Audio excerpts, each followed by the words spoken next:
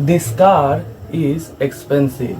Having said that, I want to purchase it. This car is expensive. Having said that, I want to purchase it. তো বন্ধুরা, তোমরা দেখলে যে having said that এই ফ্রেজটির আমি ব্যবহার করলাম। এটির মানে কি, সেন্টেন্সে কিভাবে ব্যবহার করতে হয়, সেটা আজকের আমরা এই ভিডিওটিতে শিখব। হ্যাভিং সেড দ্যাট তোমরা যখন কোনো ক্রিকেটার বা বলিউড সেলিব্রিটি বা কোনো ব্রিটিশদের পডকাস্ট বা ইংলিশ ওয়েব সিরিজ বা ফিল্মস দেখবে, সেখানে তোমরা এই ফ্রেজটির ব্যবহার দেখতে পারবে। এই ফ্রেজটির দ্বারা কন্ট্রাস্ট বোঝানো হয়। কন্ট্রাস্ট মানে হলো বিপরীত। ধরো তুমি প্রথমে একটা স্টেটমেন্ট দিলে, তারপরে তার অপোজিট মানে তার বিপরীত আরেকটা কথা বললে, সেক্ষেত্রে তোমরা হ্যাভিং সেড দ্যাট এই ফ্রেজটির ব্যবহার করতে পারবে। চলো প্রথমে হ্যাভিং সেড দ্যাট এর মানেটা দেখি। হ্যাভিং সেড দ্যাট মানে হলো having said that is used, having said that is used when we have to show some kind of contrast, when we have to show some kind of contrast, যখন আমাদের show করতে হয় বা দেখাতে হয় contrast, বৈপরীত্য বা বিপরীত্য, or disagreement to what has been said earlier, to what has been said earlier, এইমাত্র যেটা বলা হয়েছে তার থেকে একটু বিপরীত্য বা ডিসঅ্যাগ্রিমেন্ট বলতে হয়। বাংলায় এর মানেটা তৎসত্ত্বেও, বাংলায় এর মানে না, মানে এর বাংলায় দেওয়া নেই কোথাও। এর সেন্সটা আসে তৎসত্ত্বেও, তথাপি, তবুও, এই ধরনের সেন্স আসে। তথাপি, তবুও, তৎসত্ত্বেও, এইগুলো এর সেন্স আসে। একটা তার আগে উদাহরণের আগে স্ট্রাকচারটা দেখো, উদাহরণের আগে স্ট্রাকচারটা দেখো। আমরা প্রথমে একটি সেন্টেন্স লিখব, প্রথমে একটা সেন্টেন্স লিখব বা বলবো, তারপরে ফুল স্টপ, তারপরে ফুল স্টপ, তারপরে having said that, having said that, তারপরে কমা ইউজ করব, তারপরে আরেকটা সেন্টেন্স বলবো। যেমন এই উদাহরণটি দেখো, Ram is a good boy, Ram is a good student, sorry Ram is a good student, এটা একটা সেন্টেন্স, ফুল স্টপ দিয়ে শেষ করলাম, Ram is a good student. দেখো তারপরে বললাম having said that, having said that, এটা বলা সত্ত্বেও বা তৎসত্ত্বেও, তথাপি, এই ধরনের বাংলায় সেন্স আসতে পারে, সেন্স আসবে। কমা দিলাম, আরেকটা sentence, he needs to learn behaviour, ওর শেখার প্রয়োজন আছে, বিহেভিয়ার মানে ব্যবহার, and body language, and body language. Ram is a good student. Having said that, he needs to learn behavior and body language.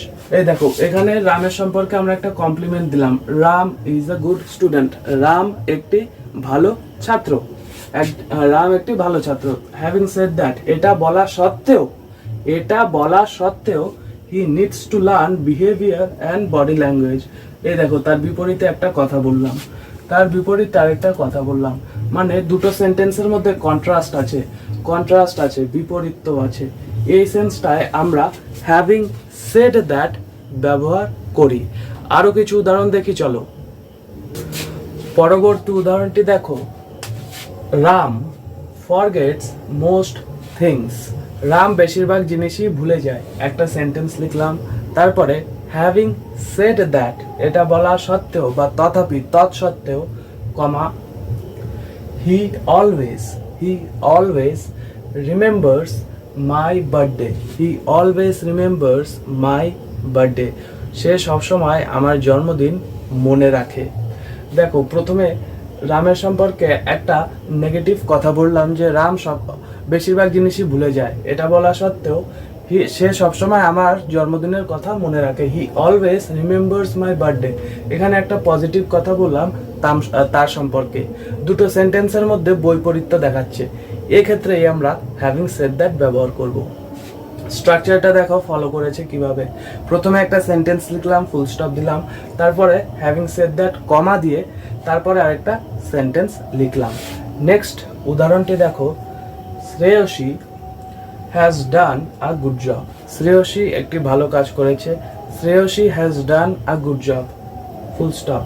Having said that I feel she can do a little better. আমার মনে হয় বা আমি মনে করি সে আরো একটু ভালো করতে পারতো। দেখলে তো দুটো সেন্টেন্সের ভিতরে এইভাবে বৈপরীত্য বা বিপরীত্য দেখালো। এই হ্যাভিং সেড দ্যাট না বলে আরো অনেক কিছু আমরা বলতে পারি, যেমন হাউএভার বলতে পারি, ইন স্পাইট অফ দ্যাট বলতে পারি, নেভারদালেস বলতে পারি। এইগুলো আমরা এটাকে রিপ্লেস করে বলতে পারি। যেমন ইন অর্ডার টুকে রিপ্লেস করে আমরা সো অ্যাজ টু বলতে পারি। এই সব জিনিসগুলো শিখতে, এই ধরনের ফ্রেজ, ইডিয়মস, কানেক্টরস, এগুলো শিখতে তোমরা আমার এই চ্যানেলটিতে ভিজিট করতে পারো। এখানে আমি প্রতিনিয়ত স্পোকেন ইংলিশ রিলেটেড এবং English grammar related from basic to advance videos দিতে থাকি, যেগুলো তোমরা এখান থেকে দেখতে পারবে এবং শিখতে পারবে। লিংক ভিডিওর ডেসক্রিপশনে দেওয়া রয়েছে। English tips and tricks by Shubho Das, এই চ্যানেলটিতে তোমরা এই ধরনের ভিডিওসগুলো দেখতে পারবে। আরেকটা বলি, যেমন এটাই হ্যাভিং সেড দ্যাট সম্পর্কিত নয়, আরেকটা হলো যে সবাই আমরা আরেকটা প্রায়শই ভুল করে থাকি। আমরা বলি যে what is your complaint? What is your complaint? আমরা এটা ব্যবহার করে থাকি। তোমাদের মধ্যে অনেকেরই মনে হবে যে দাদা এটা তো সঠিক sentence, what is your complain, কিন্তু না, এটা ভুল। কেন ভুল? লজিক্যালি বুঝবো। সঠিক হলো হোয়াট is your complaint? দেখো, what is your, their, his, her, এগুলো হলো পজেসিভ অ্যাডজেক্টিভ। তোমরা তো জানোই যে অ্যাডজেক্টিভ আসে নাউন বা প্রোনাউনের জন্য। অ্যাডজেক্টিভ নাউন বা প্রোনাউন সম্পর্কে কিছু অ্যাডিশনাল ইনফরমেশন দেয়, কিন্তু এক্ষেত্রে দেখো লেখা আছে কমপ্লেইন হলো ভার্ব, আর ভার্বের জন্য তো এই অ্যাডজেক্টিভ আসে না। সুতরাং এই সেন্টেন্সটি হয়ে গেল ভুল। তাই আমাকে এই কমপ্লেইনের ভার্ব ফর্মটাকে নাউন ফর্মে পরিণত করতে হবে।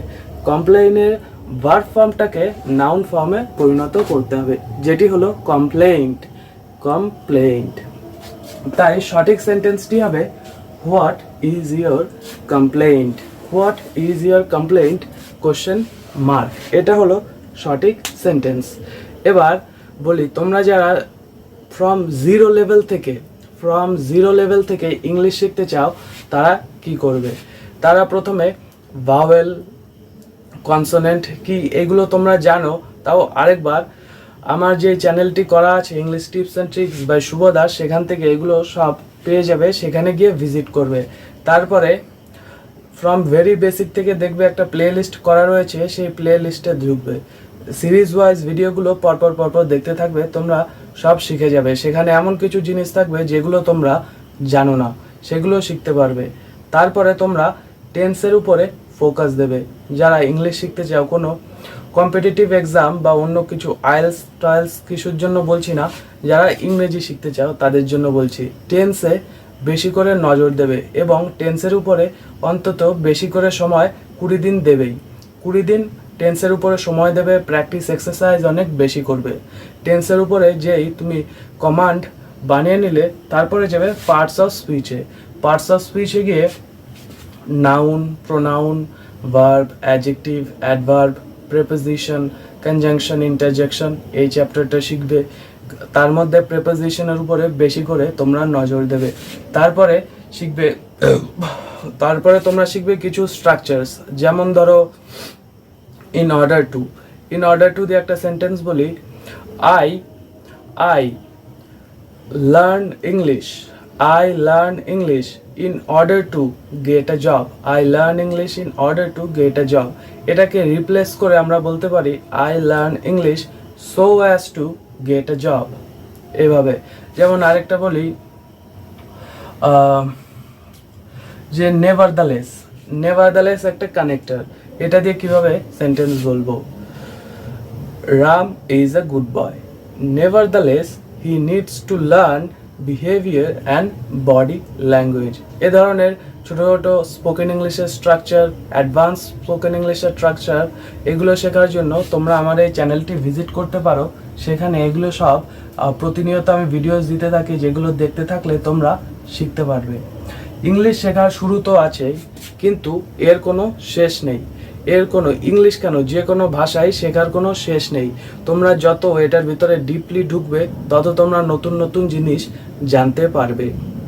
আরও অনেক কিছু আছে, এই ভিডিওটা লেন্দি হয়ে যাবে বলে আমি বলছি না। আমার এই চ্যানেলটিতে চলে আসো, সেখানে তোমরা জানতে পারবে সিরিজ ওয়াইজ কী কী করতে হবে।